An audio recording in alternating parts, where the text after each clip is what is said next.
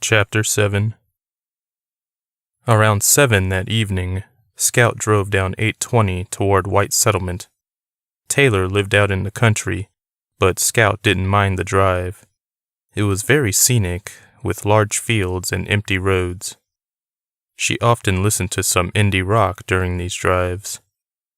She took an exit and drove across an overpass to get to Taylor's expensive-looking apartment. Gina paid for the place because Taylor couldn't possibly afford it with her party store salary. Scout wished Taylor worked at a bookstore instead.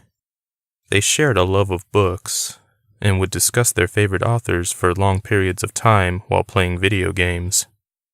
Oftentimes, Scout took pleasure in simply watching her play role-playing games on her computer.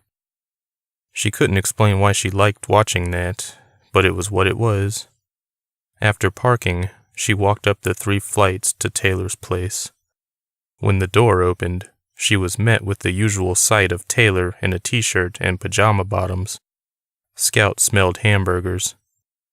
"You hungry?" Taylor asked as she closed the door behind them. "Starved." Scout followed her to the kitchen. "Remember when we first met, how we used to drink boxed wine and eat that strawberry cake you always made?" Taylor laughed and nodded while she cooked the hamburger meat in the frying pan. "Good times." "Is Gina here?" "No, she's out of town on business." Gina was almost always out of town, which was why Scout and Taylor hung out every weekend. Scout didn't like the thought of her friend being home alone. Well, that was one of the reasons she came over. "Food's ready. Make a plate." "Yes, ma'am." Scout saluted her. They ate in the living room while Taylor went through her online movie queue. "In the mood for anything in particular?" "Not really," Scout said as she took a bite of her hamburger. "Something funny." "That's particular." "Bitch." They laughed as Taylor selected a comedy. They ate and watched for an hour, discussing a book Taylor had recently read. Scout asked to borrow it. They spent another hour talking about random stuff.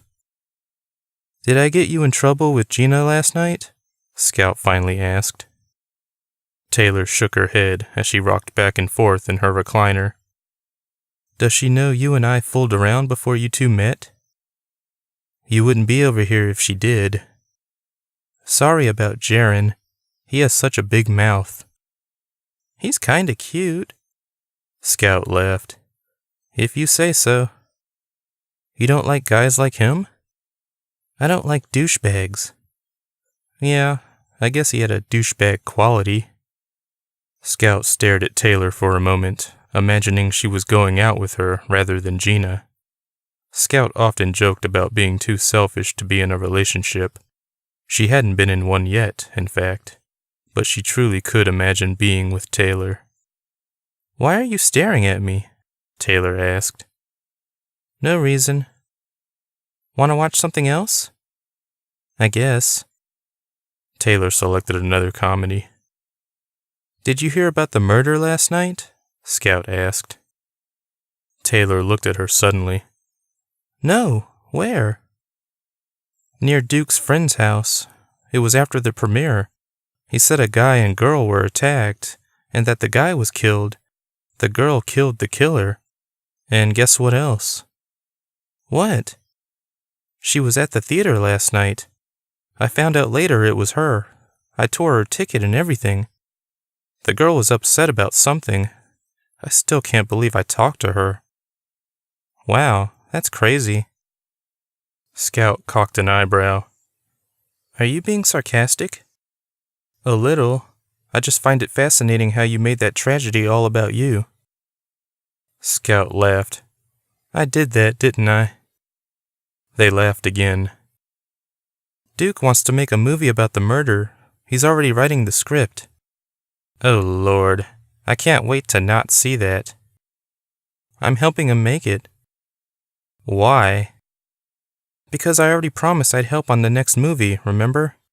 I just didn't know it would be about this." Taylor's smile slowly faded. "You shouldn't work on this." "Why not?" I don't know. It just seems wrong. Jaren said the same thing. You should listen to the douchebag. Scout laughed. Around 11, she left, hugging Taylor goodbye. When she got home, she found Jaren on the couch, playing a game on his large plasma TV. He played every day, for hours at a time. Scout didn't understand how he did it. Did you get lucky? Jaren asked. Shut up. Scout went to the kitchen by the front door and grabbed a soda. Have you seen any of the new script yet? No, but Duke said he has 12 pages written so far. Damn. How can he write about something he knows very little about? What can I say? He has a gift. Scout sat down and watched him play.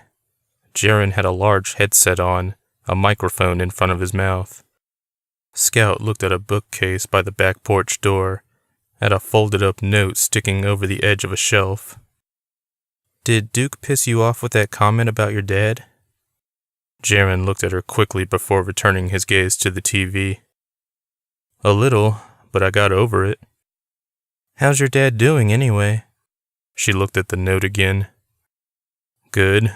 He writes every goddamn week, though. Never anything new. It's good to hear from him, though, right? He was never around when I was a kid. I don't know why he thinks I give a shit now. Scout nodded, but didn't say anything. Jaren had a hard life. He was a good guy, though he was prone to severe mood swings. He'd been arrested several times, mostly due to petty things like speeding tickets and warrants. Scout had never been arrested, so she couldn't imagine how one could do so that many times. She often gave Jaren a hard time about it, though it was only to shame the boy into being more careful with the law. Are you going to shoot Duke's next movie? Scout asked. Reluctantly. I've shot all his movies. I just don't get how he can make a movie about something that probably only took an hour. I mean, the guy killed the girl's boyfriend and she killed him in return. Not much of a movie. Oh, you didn't hear? Scout shook her head. Hear what? The killer was the girl's ex-boyfriend. Oh, so there's history. Yep. Duke had a field day with that information. He said he's going to interview people who knew the killer and the victim. Well, I saw the boyfriend chatting with the ushers last night when the girl came out searching for him. I don't know which ones he was talking to, though. I couldn't see that far down the hall. Duke will find out. He doesn't give up easy. Easily, Scout corrected. Shut the fuck up, he said with a laugh.